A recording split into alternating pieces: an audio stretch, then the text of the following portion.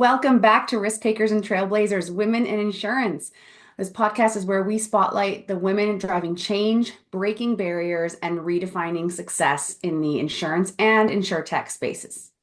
I'm your host today, Diane, and joined with our other hosts, Tanya, Jen, and Helen. Together, we bring you conversations with some of the most inspiring women in our field, and we're going to share their journeys, their challenges, and their game-changing insights. Today, we are thrilled to welcome Page F0rron, Director of Partnerships at Foxquilt. Paige is a dynamic leader in the world of partnerships, known for her ability to build and scale programs that really drive impacts. She's a firm believer that digital transformation isn't about technology for technology's sake. It's about making processes smoother, faster, and more effective for the people who use them. Her work in digital distribution has focused on giving agents autonomy, leveraging real-time insights, and ensuring that the insurtech solutions actually solve real problems. Before Foxquilt, she spent years on the brokerage side, so she really knows the problems that she's working to solve. And she played a key role in rebranding efforts, marketing initiatives, and driving operational efficiencies, all while ensuring that the customer experience remained at the heart of everything she did. So last year, we had the pleasure of hanging out at IBAO, and I will always remember, and I know that I held on to this really tight, but we asked you, do you have a booth at the trade show? And you're like, no, I'm my own ROI because I can just walk around. And I have held on to that. That is going to be the title of this episode. That's my favorite thing you said. It really stuck with me. Yeah. So today we're going to dive into your career journey, but also what it truly means to invest in yourself. And that's what I took from you saying that. So, Paige, welcome to the Risk Takers and Trailblazers. We're so excited to have you here. Thanks for having me. You made me sound so cool. I know, right? Love it.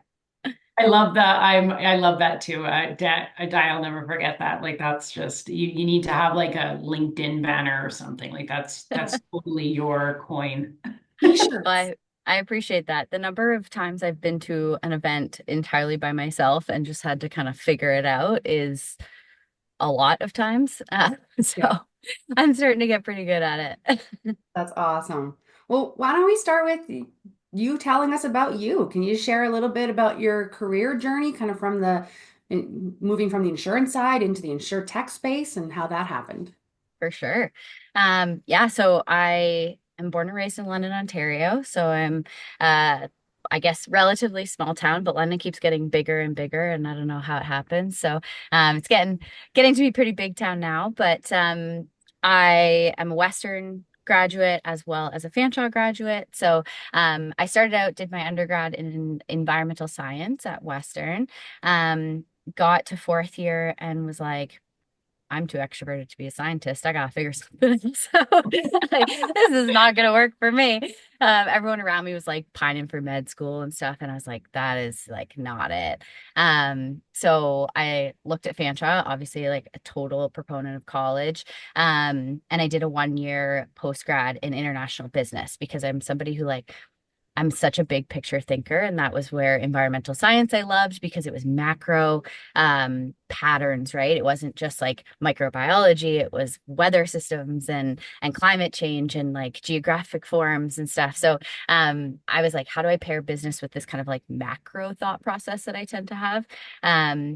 Did some international business, graduated, and I was actually at a career fair through the college.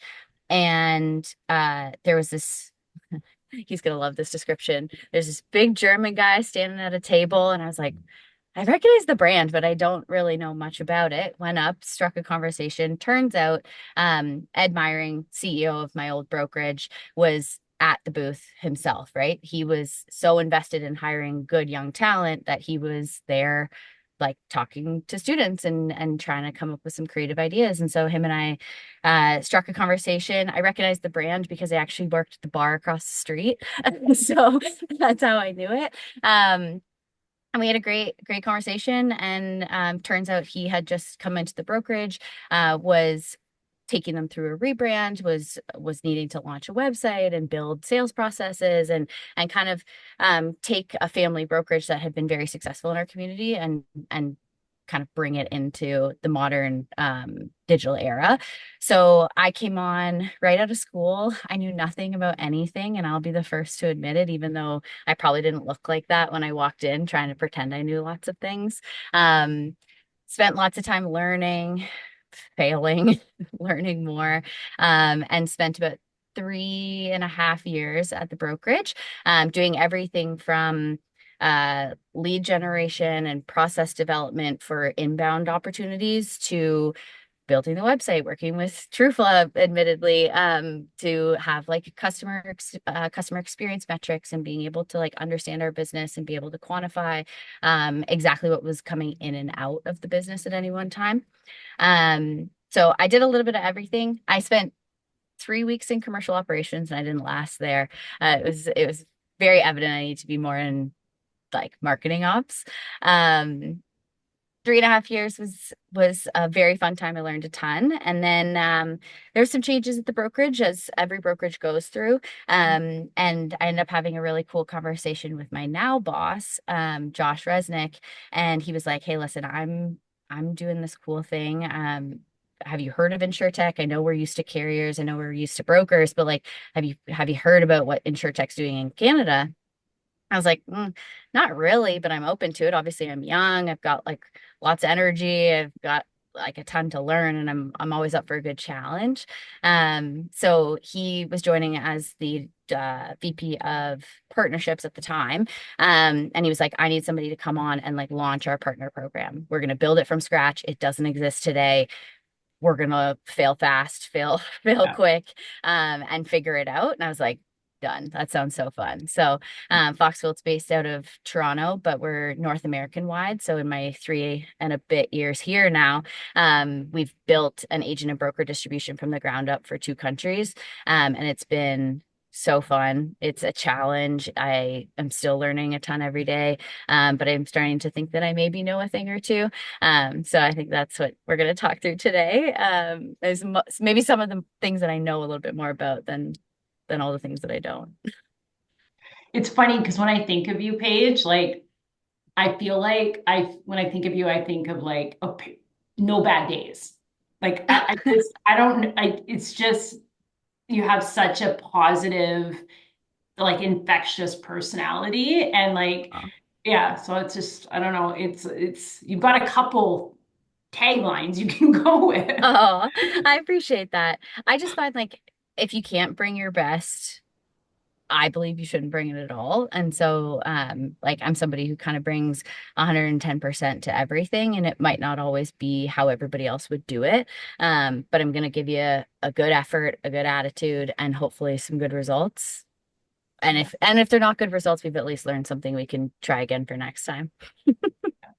I love that. Love That's it. amazing. Amazing, Paige. I really love the open honesty of you went in there right after school and you didn't really know what you were doing. Because Yeah, I had the same marketing journey. I had no marketing experience before I like started the marketing department at Sharp Insurance. And I remember going to someone who worked within the group of companies who was running social media. I was like, "Hey, can you mentor me into this?" And that person said, "No, you didn't go for school for it. You don't even belong here." And I was like, "What?"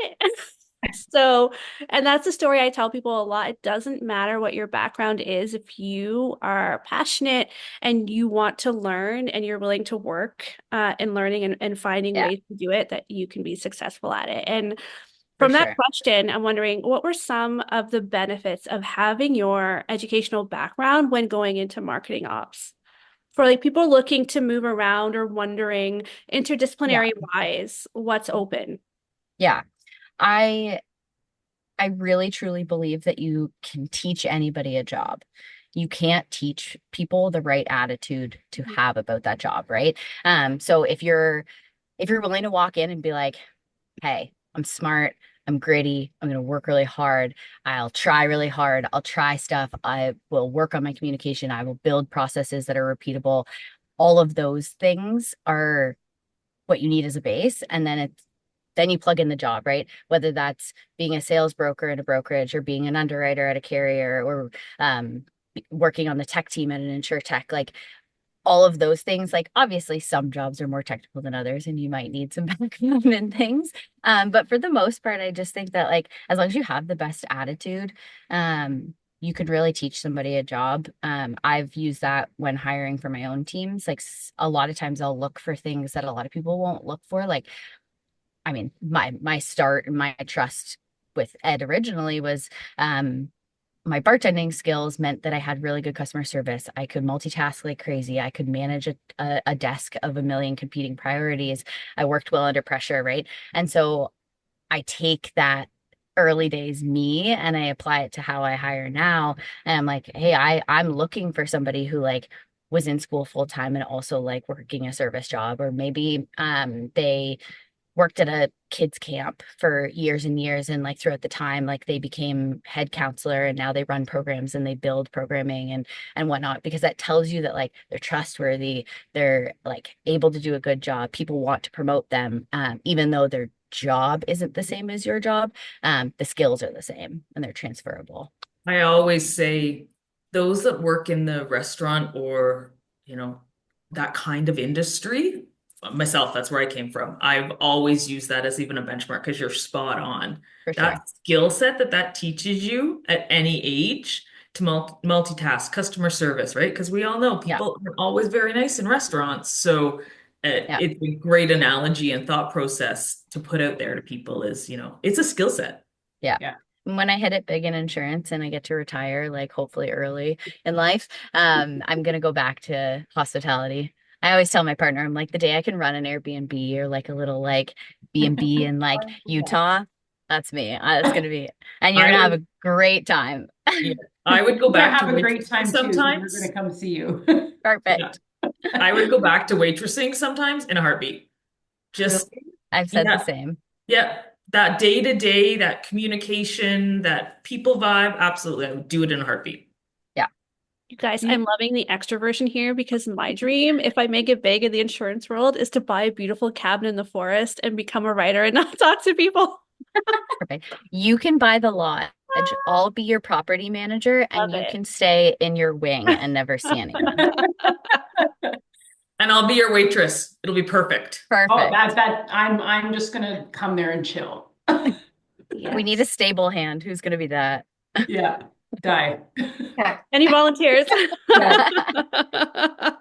Yeah, it's really true though. I've seen that over the years at Goose too with our staff, and it's crazy the ones that have a very strong customer service background. And then, like you said, coupled with that this positive attitude, it's like you can teach them anything, right? It's not even, and they just keep coming back stronger and stronger, versus kind of getting wrapped up in what I don't have, right? And I think that's the type of individual that I think even in this kind of new era of employment, corporate employment, those individuals are going to shine out. Yeah, that's how you build a sustainable business too, right? When you know that everybody's working with your partner or your customer or your stakeholder best interest at heart, you really can't come to the wrong answer, right? Like unless things go really sideways. But as long as everybody is trusted in that experience, then you know that like they're going to make the right decisions with the right information, and with good intentions, right? Exactly. Also add, like, you know, you're saying the customer service experience, so being a waitress or being, the flip side is also when you take somebody that you're hiring for a role and either take them out for lunch or and just see how they treat those people. Yeah. Because I used to leave, like I'd have an interview come in and I would give my receptionist a list of questions. And I'd say, they're going to wait with you for a little bit. Try to throw these questions out randomly, like conversation questions, not interview questions. Yeah. I want to see how they treat you.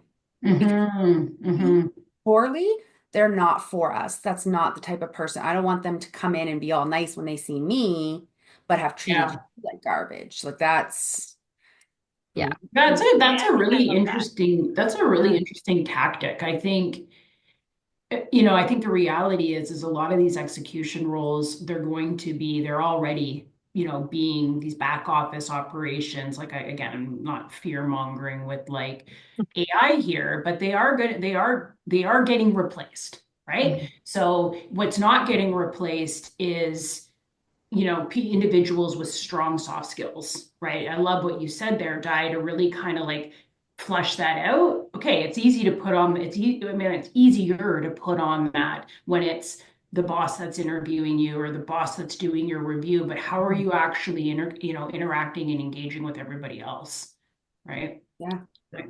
Yeah. You're never just one person in a company, right? Yeah. You have to be able to communicate with all levels. And if you're going to be somebody who is a key strategic leader in your company, you have to be able to communicate up and down. And so showing that early is never going to hurt you. So how do you balance that then? The strategic and the execution planning, right? You just said you got to be two different people. Sometimes I bet you we're more than two different people in an organization. How many hats do we all wear in a day, right? Yeah. So how do you balance that? I think it's tough. Like that's not an easy thing to do. Like it's for a lot of people, that's two different types of brains, right? Like that the people who are really detail oriented and can execute very well in task-based things tend to be different people that then can understand forecasting and like talk to the board or like whatever.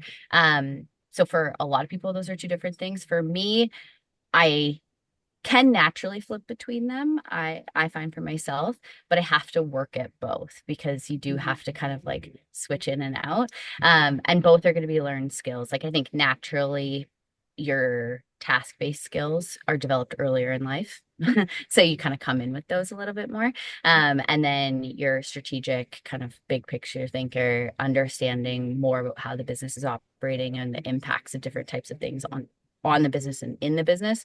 Those things you learn over time. And I could not advocate more for like just really good peer mentors. Right. Like people, like one of my biggest pieces of advice for young people is put yourself in situations that you're going to be challenged. Like raise your hand to learn or ask for one-on-ones with skip level. I've always worked in smaller organizations where like I have direct access to the CEO and the CFO and whoever else. And so those types of interactions don't scare me personally because I see the people behind the title. But I couldn't recommend more. Like you want to learn more about like budgeting and finance and whatever, have a monthly one-on-one with your CFO or your finance manager. And you might not be necessarily talking about those things, but by being present, building that relationship, building trust, you're naturally going to be able to have a platform to ask those questions. And then you're going to be more comfortable to learn. They're going to be more comfortable to teach.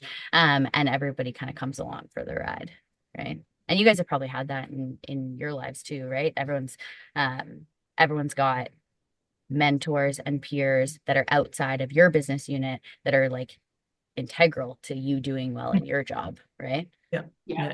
And you don't realize it sometimes. Sometimes the person that is just a peer or is just a friend, and in reality, in some level, they're mentoring you that you don't realize it. And I think that's embracing every interaction with people with a different mindset, right? I'm not going to say you walk away from every conversation, sit down and analyze it, but you be present for every conversation, be interactive, be engaged, and everything you do in your day to day only helps to build you to where you're going to go or possibility to go. Yeah, and this industry is freaking tiny. And but so it's big. It's tiny but big. Right. But you never know that when a peer at your old job is now your new boss, or now you're their boss, or now you're both equal but running different teams, right? Or maybe it's not your next job, it's the job after that. So you've actually like been without them for 6 years and now you're back. You just never know. And so bringing your best to all those conversations is never going to hurt you. Yeah.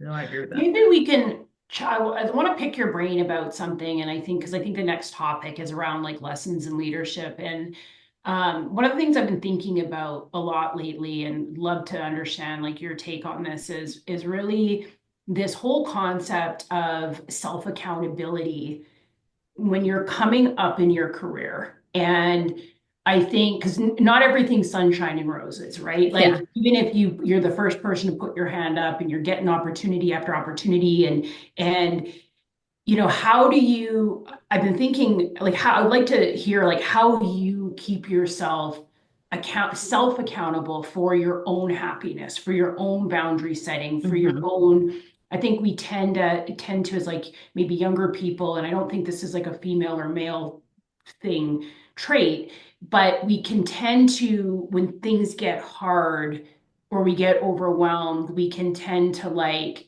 not just take it outside of ourselves and play the blame game, where maybe there's a lot of truth to that. But how have you over the years, set boundaries or, you know, kind of talked yourself through the hard times in a real accountable way to say, Hmm. do my values still align with this company? Do all of, you know what I mean? And not Yeah. really look around the room to say, well, my life is miserable right now, but I'm also not doing anything about it. Like, Hmm. does that kind of make sense? Yeah. I'm probably the opposite. And I am somebody who, because I give 110%, I'm the first to take the blame. Like, I'm somebody who assumes that if it didn't go well, like buck stops with me because my standard is high. And so if we didn't get there, like what did I not do? Maybe not personally, but what did my team not have Right. so that we didn't get there? Or like where do we go wrong? And like we missed that one. So like what was my blind spot and how do I learn for next time? So I'm actually probably the opposite of that a little bit.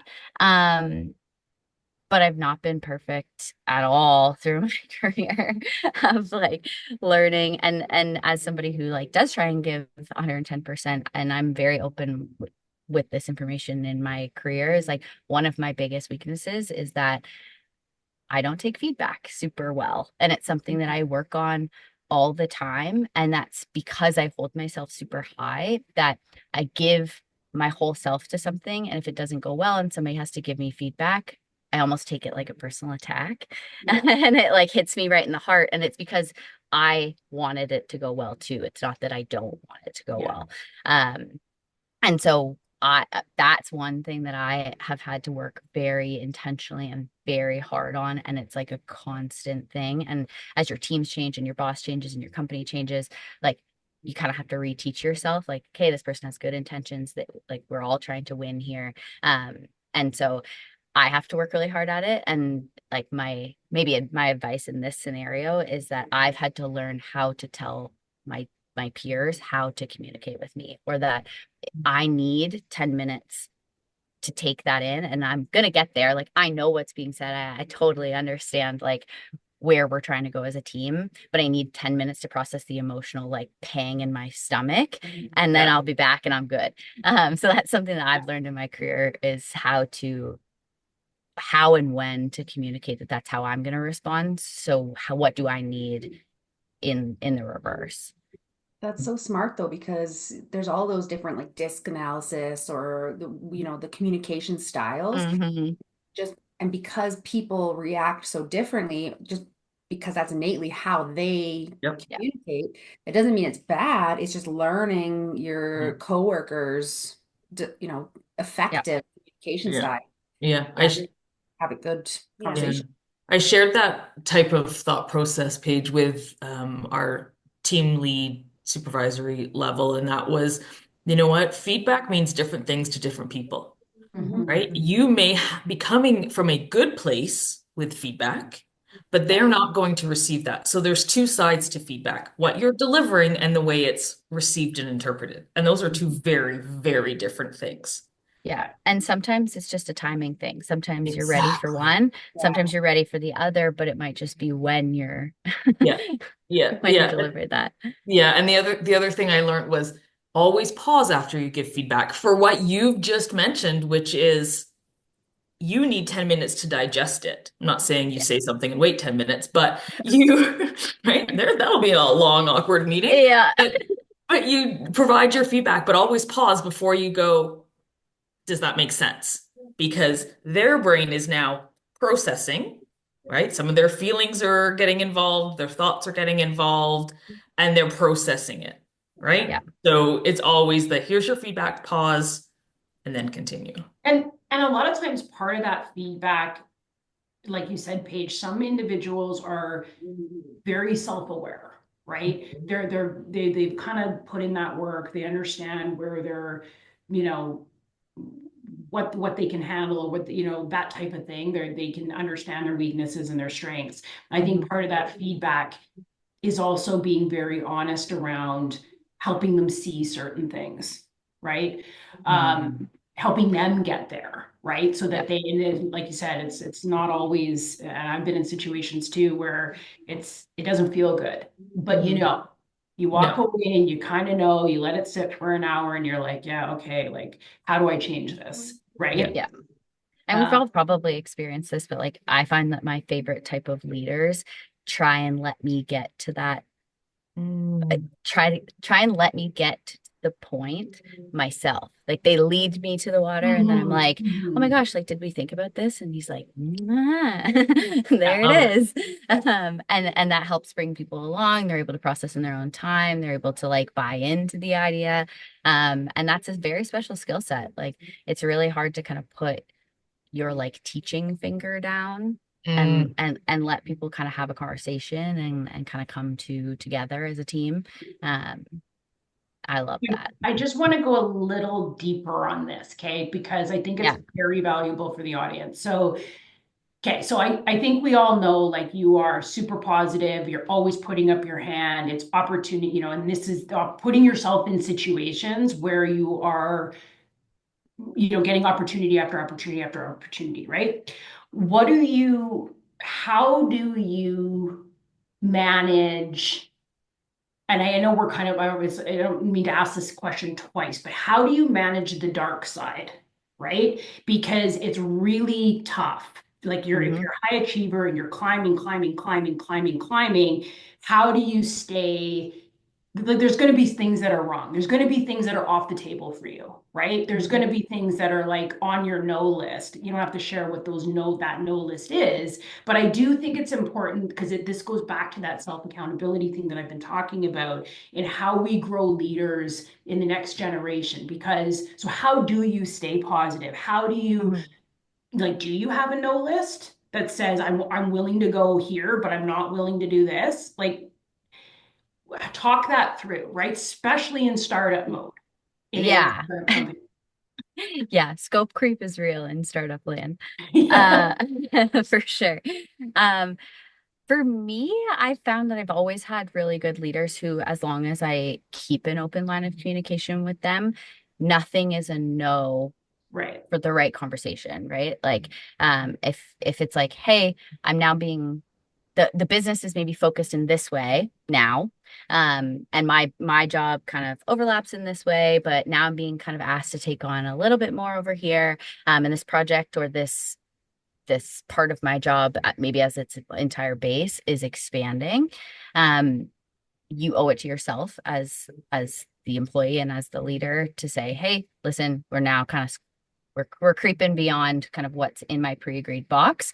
I'm happy to do those things. This is what needs to change in order to make that happen, right? And that might be money, time, resources, yes, no, maybe. Like there's a whole bunch of things in there that might contribute.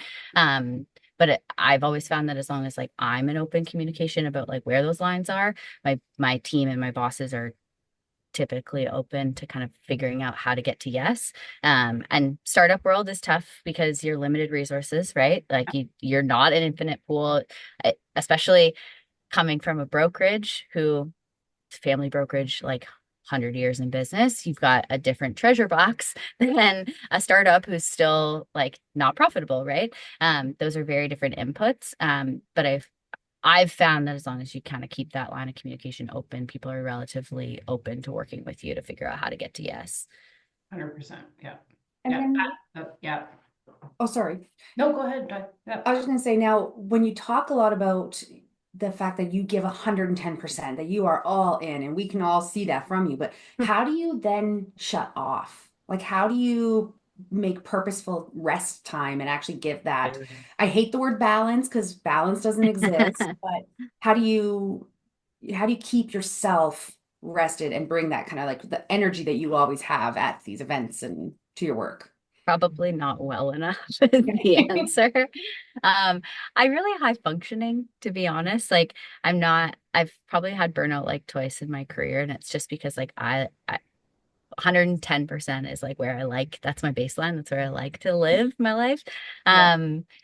But for me, like living in London and working mostly remotely with my North American partners, I have a really nice work-life balance. Like I don't mind that Tuesdays I play golf, right? And I have to leave the office by 5. Like I'm leaving my desk by 5, or else I'm gonna miss my tea time and my team's gonna be mad.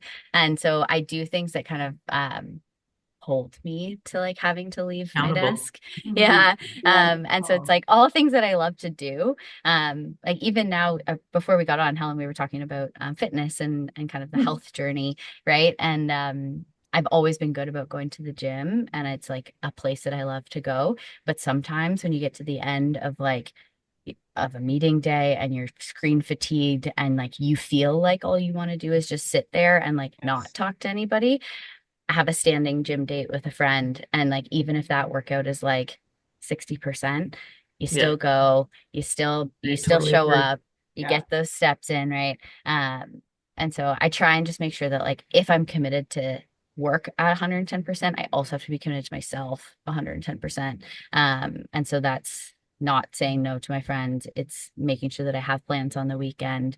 Extroversion on a Yeah. thousand, Tanya. Yeah. I heard something the other day that said, you know what, to your point, Di, not to use the word balance, because if I enjoy my job and I'm passionate about it, there Yeah. is no such thing as balance because I will Yeah, be happy. I will do both. Yeah. Yeah. Right? It's yeah, not about balance. It's if I want to work past 5 o'clock, but I've taken some time during the day, that's because I love what I do. Yeah. yeah, Right? I'm committed and I'm invested. Not every day, because yes, that is a little too much, but there's no real such thing as how do you balance it if you truly love what you're doing. Yeah. It's yeah, integration, work life integration. Yeah. Yeah, Right? yeah. there's no balance. I mean, No. I think I had one job that was a very institutional type environment years ago. And I was like, I could tell right away. I'm like, this is just not for me. I'll probably gain 20 pounds. And like, was a was a very, Yeah. that's the type of environment where I could see there would be a work-life balance thing that I wanted. But yeah, definitely a hard time for me too. I feel like, but I bang on about like making sure you have something scheduled, harder with kids, but making sure you have something scheduled at the end of your workday that forces you to actually, whether, friend, gym, personal trainer, Hmm. sports, whatever it is, that can actually force you to leave and Yeah. yeah. Mine is I closing. I like what you sorry. I like what Helen just said there, and like when winning at work is just as important to you as When keeping your health and winning in your life, and those two things kind of go hand in hand. The energy you put in during 9 to 5 or 8 to 7, like whatever your hours Yep. are, feed into like your happiness as a person, right? Like when things aren't going well at work and we're not hitting targets and we're not growing and like my brokers aren't happy, like that's going to come with me to the gym, right? So yeah. I can't shut that part of myself off. It's just finding a way to do both to the best of your Yeah. capacity. Amazing. So, Paige, we're coming up on time. I just have one last question, and Yeah. that's what's next? Like, what do you see your career path going? What do you want to achieve? I know you're, like many of us on this call, high achiever. I sense perfectionist tendencies with that burnout twice. Same, Paige, same. But what's next for you? Where do you see yourself over the next couple of years? That's a great question. I mean, Foxquilt's kicking along super well. We're not to kind of run outside of Canada, but we're building an agent distribution network in the US that is growing literally every week. So that's been super fun. My job here is not done. We've got a lot more business to do. We've got a lot more policies to sell. And we've got a lot more agents to help. So I think in the short term, like there's a lot of distribution and a lot of like fun new time zones, new geographies, new environments to get to here. I'm learning a ton about finance, which has been a personal goal of mine, right? I'm getting into strategic planning and forecasting and making sure that like not just your GWP matters, right? Your net rev matters, all that stuff. So making sure that like the business is well funded to really bring Foxquilt into profitability and understanding how to run a profitable business after being in a not profitable business for a little while. And then beyond that, I think I just like really need to work with fun people, having a fun time. Like I just, what makes me really happy in my career is doing things for the first time. So now that I've had a taste of Insurtech, that's probably where I'll stay. Just because it's so fun to be able to come in and be like, all right, what are we building from the ground up today? And it might work and it might not, but you learn a lot of things along the way. And I love that. My goodness, amazing. I think you and I are on a similar trajectory when it comes to some of the rev up stuff on an Insurtech stuff. It's fascinating things. Well, Paige, on behalf of all of us, thank you so much for coming on today. We had some really amazing conversations, and thank you for being so open to discuss a lot of your passion and your achievement, but also the kind of the darker things and how you overcome it. So we really appreciate that. As always, thank you everyone for watching, for listening. Please like, subscribe, and share. That would mean a lot to us. And we will see you all for the next one. Bye, everybody. Bye. Bye.